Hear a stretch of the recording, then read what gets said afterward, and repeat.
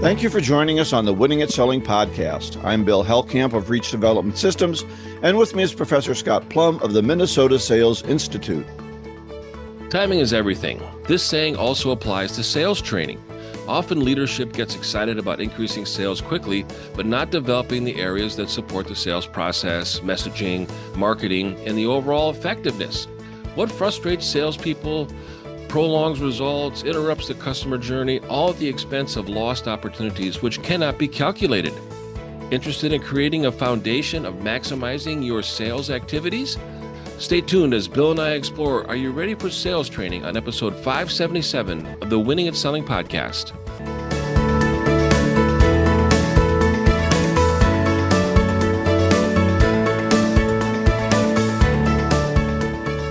Well, Scott, I think a lot of people aren't ready for sales training, but they don't know. Yeah. And there's underlying, as you say, there's underlying causalities that are the problem. In addition to then, once we fix those, we need to train them on it. So let's talk about that after we talk about our book club, which is How to Win Friends and Influence People, the great book by Dale Carnegie.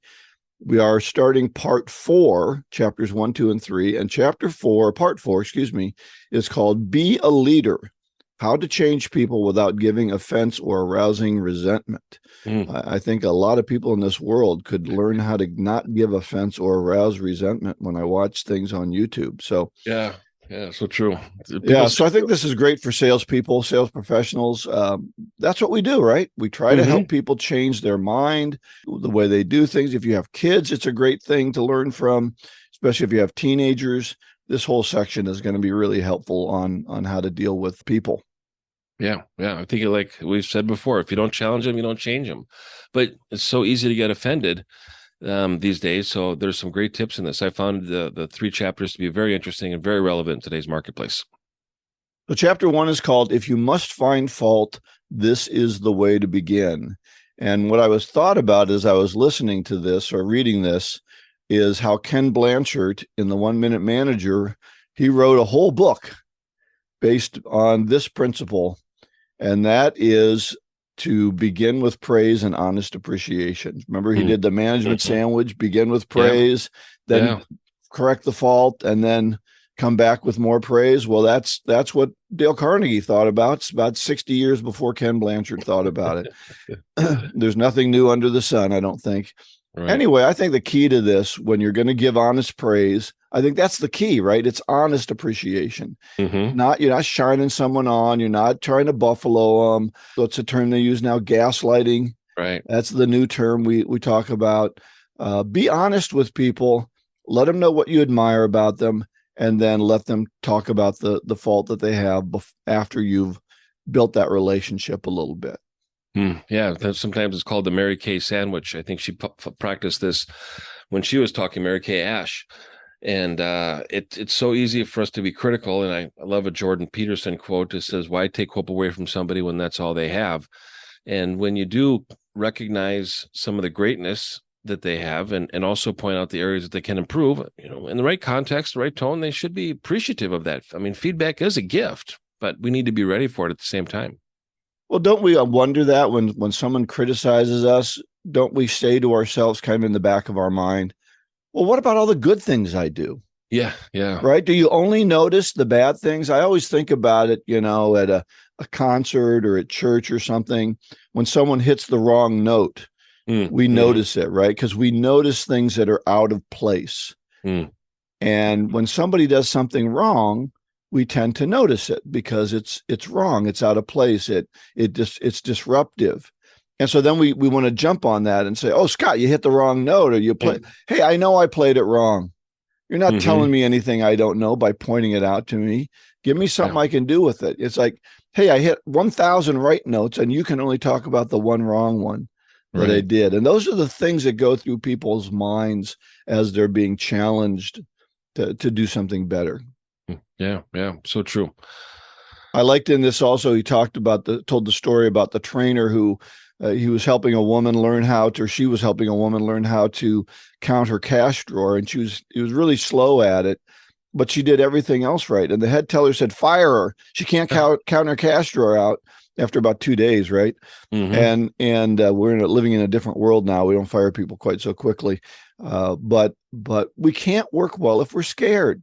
Yeah, true. And if we're always being criticized, if all people can do is look at the things we do wrong, then all we can do is focus on how bad we are, and we just get worse. So I think be careful when you're working with people.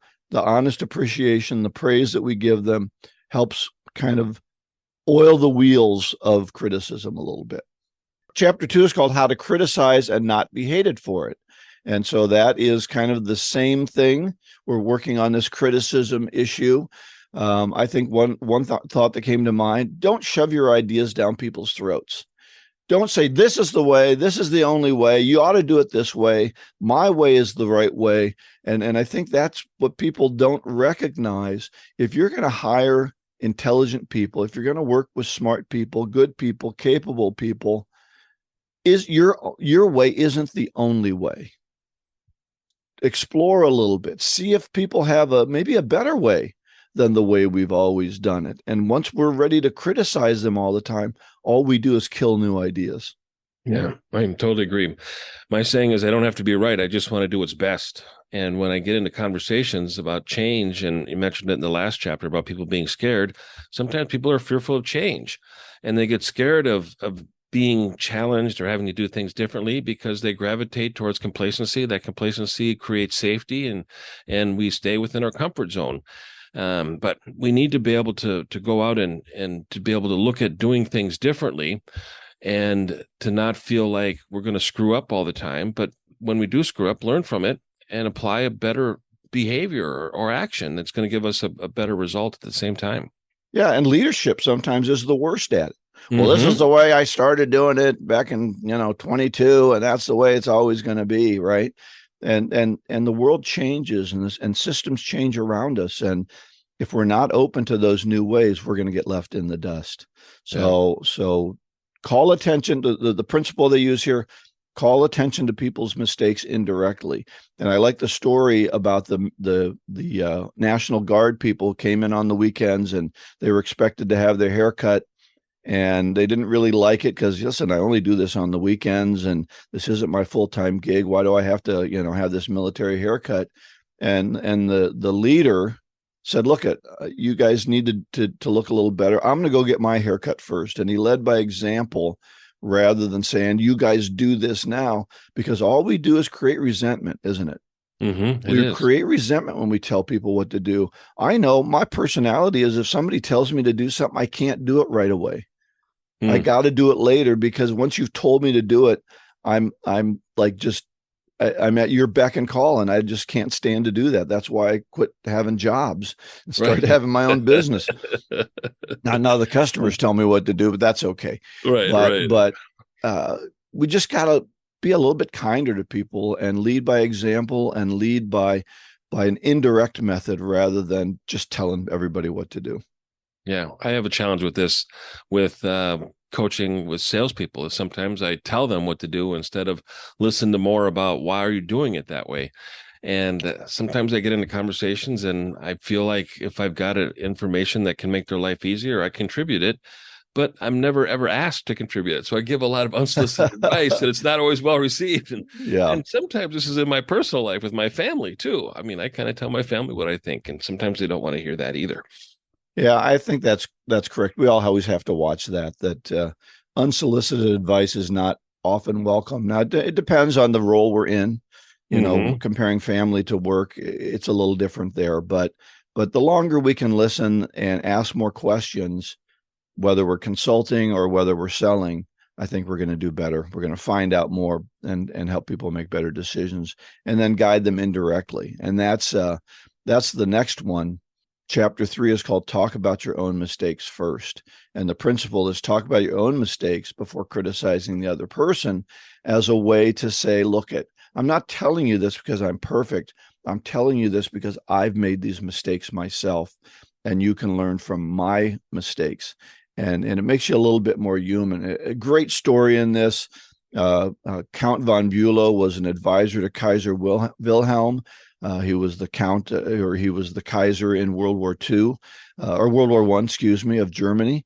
And he was quite expressive and thought he was right in everything. And he said some things while he was in England that really got everybody upset.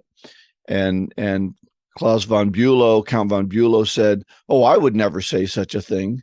And the Kaiser said, "What do you think? I'm a donkey that you're smarter than me?" And then he had to go back and say, "Oh, no, sir, you're great at all these wonderful things, and we make a great team." And the Kaiser couldn't be more effusive in his praise of von Bülow after that, even though he'd been mad at him.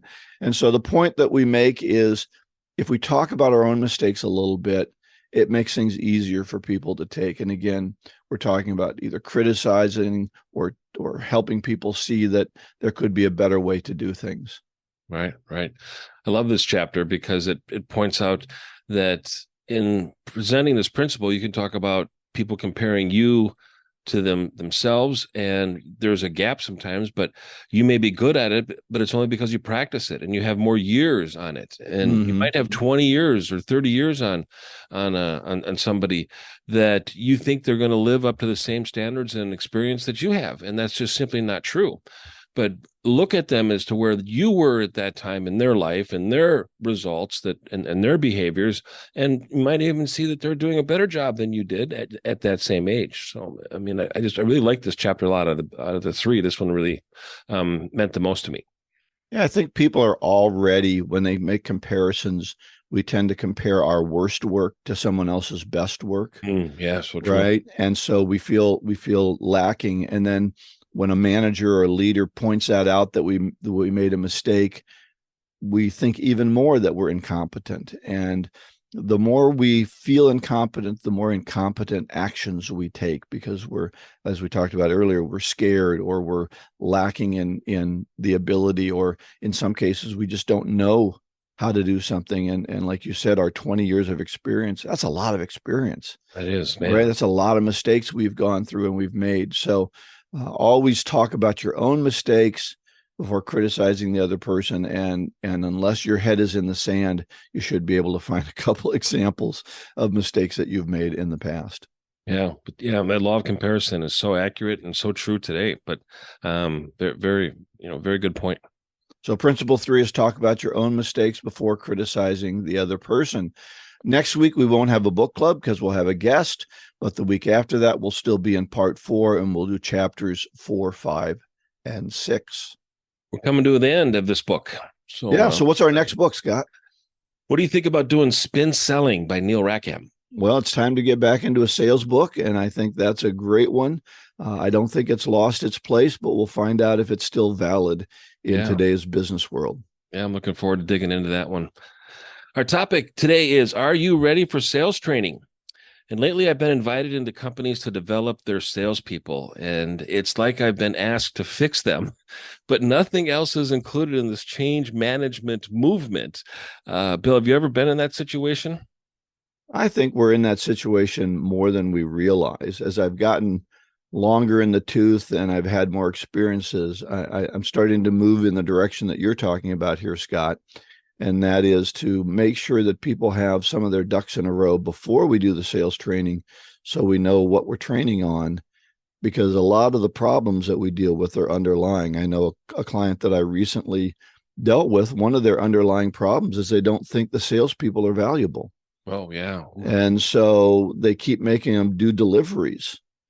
Well, if I'm doing deliveries, I can't go out and talk to new clients because I'm spending all my time delivering stuff to old clients. And that doesn't make any sense to pay me on commission and then make me do salary job actions that are at the lowest level of the company.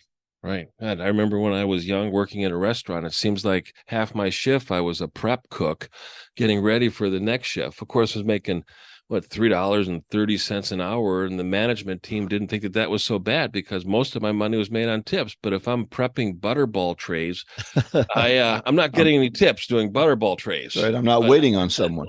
Exactly. But I've got 7 points, 7 questions that I think are really relevant when a company is thinking about bringing somebody like Bill or I in to develop their salespeople. And Bill, I'm really curious on some of your experiences with these and some of the other questions that you have. But I'll put out the first question is, when I work with a company, I'm invited into the conference room to meet with the CEO or the vice president of sales, and I ask them, what problems do you solve?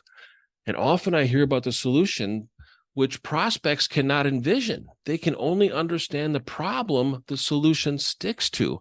And companies get so caught up on the solutions and they forget that people don't buy products. They buy solutions to solve problems. And if companies don't know what problems they solve, how can their salespeople be problem finders versus problem solvers? We need to be able to find people that are struggling and to be able to help them, and I use that intentionally, guide them to be able to uncover the problem that they have, to be able to understand the solution that we're offering. And I think that this is real important because this sets up the whole foundation of the conversation. Otherwise, salespeople are being assumptive. Yeah, I've got a video in my 2-minute selling tips videos on YouTube. And what we talk about in that is, why do you buy a drill? Mm-hmm. And that's an old sales tool about, no, I'm really looking for a hole, but I can't buy a hole, so I got to buy a drill. And what happens when I talk to clients is they get so caught up in their features. They spend so much time making new features. And I say, ask this question, tell me what you do for customers. And they start telling me all the features. Well, my drill has a battery, and my drill has a trigger, and it has a lock, and it goes really fast, and the battery's this much. And I said, you're not telling me anything. Mm-hmm. The customers, that's not the solution they're looking for. They're not looking for a battery. They're not looking for speeds. They're looking for the most efficient way to drill a hole or screw in a screw. Right. And they just don't talk about it in terms of the customer's problem. They talk it in terms of features. We find that when salespeople are being trained, they go into a training session and it's feature. Tell me all the wonderful things about my product. And that's all they know. So when they go into their first sales call, they go, let me tell you all the wonderful things about this, expecting when the customer finally hears something that they like, they'll jump up and do a dance and say, that's it. I must have that feature. Yeah. I mean, I think about a drill, and the first thing that comes to mind is a keyless chuck. And people are like, what? What's a keyless chuck? Well, they used to have a key for those chucks, the thing that you tighten on with the drill bit or the screw-headed bit. So we don't have keys anymore for those things. So that was a feature. But why is that important? Well, if you ever lose that key, the drill is pretty much useless at that point. Right. And they weren't attached. Right. Exactly. Yeah. I think it's really interesting how much focus we put on product knowledge, but that product knowledge isn't connected to a problem. Right. The next question is, what does your prospect experience in the absence of the value your solution provides? And this is really focusing on existing outcomes. Are these outcomes acceptable? So if somebody doesn't have car insurance and they get into a wreck or somebody hits them, what happens next? And this can have a tremendous financial impact on people. And salespeople just kind of struggle to recognize what problems do you solve, and then what happens if a prospect does not have your solution. What do they experience? I mean, just think about not having a cell phone these days. What do you experience if you don't have a cell phone? I mean, it's like you're not in touch with the world. You can't communicate with anybody, and nobody can communicate with you. This is tremendously traumatic when you misplace your cell phone, and the anxiety that goes along with that. But I think that this is a really important question because we really understand the value that we're providing through our solutions. Yeah, I think I would simplify this because this confuses me a little bit as I hear it. I would just say something like, what happens at your customer's place of business if they don't have your solution? What's going on there, right? And that's really what you're looking at. What happens if they don't have you? Are they less efficient? Are they less speed? Or, as you say, with the phone, are they unable to communicate? What's going on if they don't have what you're selling? Yeah. And that helps them define the problems that they're going to have to solve. Right. Yeah. So it's really a great question. And when salespeople think about that in their head, and they start appealing to the prospect through the questions that they ask, the prospect now is able to understand the value that your solution provides. Yeah. The third question that I ask salespeople is, share with me your value proposition. Deer in the headlights. Yeah, what's your value proposition? And there seems to be a real push on, what makes you different. And I always say, that's not always the right answer, because different is not better. The question should be, what makes you better than what I'm doing right now? And when you position it that way, you can really widen the scope into other areas that the prospect has never considered. But what makes you different may not be better, and it may be in the complete opposite direction of where the prospect wants to go. That's right. What makes us different is we're late all the time with our deliveries. Right, exactly. Yeah. What makes us different is we want to bill a whole year up front. We're not going to give you any monthly terms. That's what makes us different. Well, that's a little tough to do. Yeah, that's not a good differentiator. Yeah. Right. So we do get caught on differentiators, don't we? We do. And we should be caught on betterators. Yeah. What makes you better, right? Instead of just different. Yeah. Yeah. And this is a movement that's going on, is, what makes you different? Well, I don't want to assume that we're different. I don't want to assume that we're the same as, but when it comes to making a decision like this, what's most important? Tell me about what's most important. Now we're getting to the real heart of the conversation. And if we can really start to monetize that by looking at what is your prospect experience in the absence of the value your solution provides, we monetize that and put it into a dollar amount. That dollar amount is a cost. Our price is compared to their cost of not buying from us. The difference is value. That's a formula. Cost minus price equals value. I think another thing that is getting in the way, and this is kind of in marketing in the 21st century, but this comes from Simon Sinek's, right? What was it? Begin with why. Begin with why. And so many people have gotten caught up with, now I have to have this great social justice backup for everything that I sell, and I can't sell unless some kind of social justice warrior, attuned to it. And I think that's starting to have some backup now. We're seeing some companies who are getting hurt because they decided to get political in what their values were and what they were giving to customers. And I think we need to be careful about that. I like to stay in the area of what my value is and not get into some social justice things that cause us to split apart as an organization. Yeah, so true. My fourth question is, if you asked your existing clients, how would you describe what I do? What would they say? And this is such an important question to ask, because this is how they interpret your solution and the value they receive from working with you.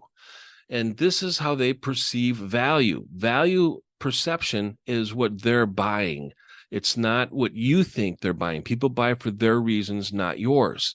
And when you ask an existing client, how do you describe what I do? You will be fascinated with the answers that you get, because they're going to be beyond what you can comprehend, because it's based on the interpretation that the prospect has on what you do for them. And this was very interesting when my clients ask that question to their customers and what they find out. It's a completely different conversation and a very much different relationship, a relationship that really is built on retention too. And hopefully you'll get some idea when you ask that question about what you don't do well. I think we only want to hear the positive about what we talk about. But when we, as we talked about with the Carnegie book, being criticized, having some information to the negative can be very helpful to us. We don't lose clients on what we're doing well. We lose clients on the mistakes we're making. And to get them to honestly tell us where we're good and where we're weak can be very helpful, but we just don't want to hear that weakness. So I like that this question, how would you describe what I do, is not positive or negative. It allows for a free flow of information. Yeah. And you can even ask them to grade you on a scale of 1 to 10, 10 being high. On a scale of 1 to 10, 10 being high, how would you rate our service, our commitment, our deliverables to you on a scale of 1 to 10? And they say, well, we give you about a 9. I go, okay, great. Why so high? What do you like about us that gives us such a high score? This. I said, I noticed that you took a point off. what can we do to be able to get a 10? What has Mhm. to happen for us to be able to be at a 10? And now you're really uncovering what's missing, and you're giving them an opportunity to tell you without sounding like they're complaining or criticizing. And it's a conversation that's really based on two people working together towards a common goal too. Yeah. And that's really important. Perfect.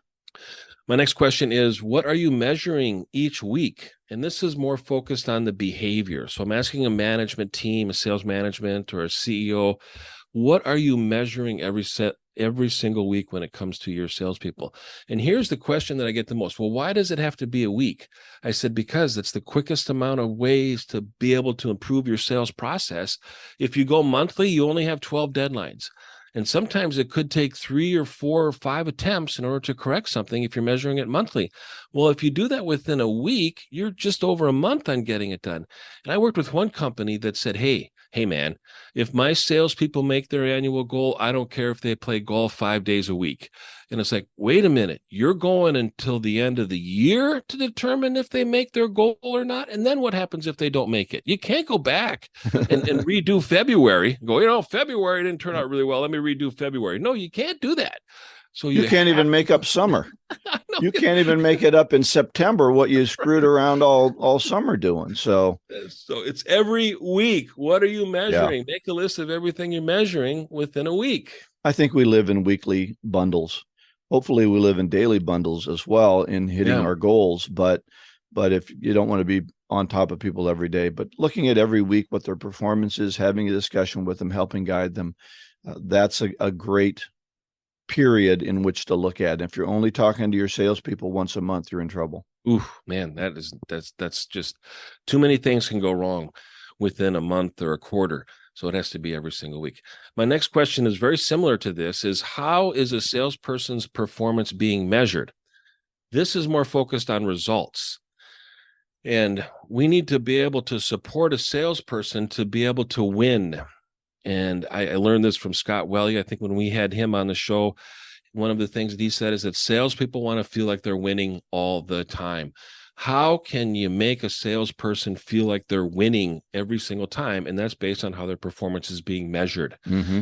And if we know what's on the scoreboard, we know what quarter we're in, we know, how much time is left, and we know what the score is against whatever we're trying to achieve. And the last question is, what's in it for the salesperson if they sell more? I think some of these compensation plans that I see are just incredible, with the high salaries, the low commissions. I've seen capped commissions where you can only make so much because you can't make more than the CEO. So we're going to cap the amount of income that you make. How foolish is that? I mean, you could get a great salesperson that works half the year and then just sits back and does nothing for the second half of the year. And the company gets no more revenue, but the salesperson is still paid the same because their salary is so high and they've met their goal, so they can't do anything more. It's like crazy as to how some management compensates salespeople, but we have to really look at it. What's in it for them when it comes to change? When we pay the person who's not doing much the same as the person who's doing a lot, eventually the person who's doing a lot will stop doing it and not do much because they figure, why am I getting screwed here? I'm working hard. I, as I told you, I've worked for a company recently. I think I mentioned it, where I knew they didn't value the salespeople. And they asked me to put together a compensation plan. And I sat down with the CFO and I said, so what's the number? What's the max? And we said 2%. So the compensation was maxed out at 2%. I said, good. I figured out a whole process to do that. And it turned out he didn't want to pay up to 2%. If somebody had a big deal, he wanted to cap that big deal. And I said, these are the things you're looking for. These are the things that make you a ton of money. Pay them for doing it and you'll get more of it. But they just couldn't connect that value we gave to the salesperson and people going out and working hard. And that told me they thought it was an accident. They thought it was all their service that was doing it. Well, then don't pay on commission at all. See what happens. Right. Yeah. Yeah. Good luck with that. Yeah. That never ends well. Nope. Never ends well. Anything else that you'd like to add, Bill, before we move on? No, I think this is good, but what are the results you find when you have this conversation? What needs to be done at an organization then before sales training happens? Well, it's a pretty risky step for me because I could talk myself right out of an engagement. And that has happened where people just kind of focus on the questions and they find that they're able to come upon some internal solutions and, they try to do it themselves. That happens just so far because the people that kind of create the problems cannot fix the problem. So you need to bring somebody like Bill or I in from the outside to be able to do that. Often what happens though is I get a call about 3 to 4 weeks later after the sales management and leadership talks about these areas and start with a pilot program. So let's do something that's really short, that's kind of testing the waters to see if the sales team is interested in adopting new behaviors, because change begins with awareness, but growth begins with self-awareness. And if the salespeople don't see greater opportunities in the marketplace and the management doesn't believe that the salespeople can get those opportunities, then, sales training is not worth it. But when I am invited in and they've researched these questions, we have a much more effective commitment. And we've got everybody rowing in the same direction. And management has set up the foundation and the environment for the salespeople to win. And I think if they were going to do these things, Scott, they would have done them already. Right. So that's why they don't have the time to do a lot of these things. And that's why they need to bring someone like you or me in there to help guide them through this process. Otherwise, they're going to just let it fall by the wayside, as they have 200 other times. Mm-hmm. They knew these things needed to be done, and they just left them because it's just too difficult to do them, or they don't have the capacity.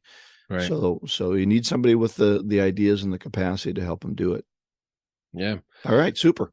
And you've got a special offering, I think very ties in well with our topic today. What is that special offering? Yeah, I've got a couple more spots in my Jumpstart Sales Coaching Program. It's an introductory program, 160-minute initial intake conversation, 5 30-minute ongoing sessions to help you get going on your own sales process. If you've got a company that's willing to invest in you, or a company that you want to invest in yourself because they're not going to invest in you, you can make up the funds that we charge for this pretty quickly with a couple of sales. And it's $495. As people told me, it's way below. Yes, it's way below market, because I want some people who don't have the opportunity, or businesses that are small, to be able to get some coaching and get some change being done in their sales process. We've got a couple of new ones that we started last week. It's an exciting program. It's $495. Contact me through LinkedIn or through the winningatselling.com page. And I've got an offering. I do the DISC sales assessment. It's $139. You can find a link on our show notes at episode 577.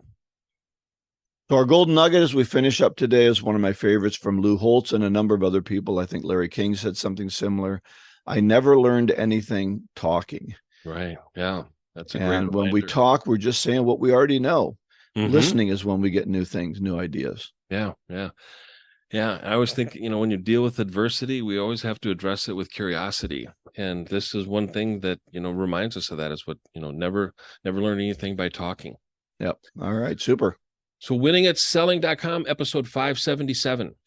Next week, no book club. The week after that, How to Win Friends and Influence People, part 4, chapters 4, 5, and 6. And that's because we're having a guest, Paul Omat, and his topic is people and the stories they sell. And that is how stories form the basis of human connection and the importance of connecting first before selling. And then we talk about how using crisis communication strategies help move sales. It's going to be a fascinating talk. I've heard Paul talk before, and I think our listeners will really like that. Oh, always intriguing. Please subscribe, share the podcast with your colleagues and on social media. Go out and get better, one skill at a time. Joyful selling.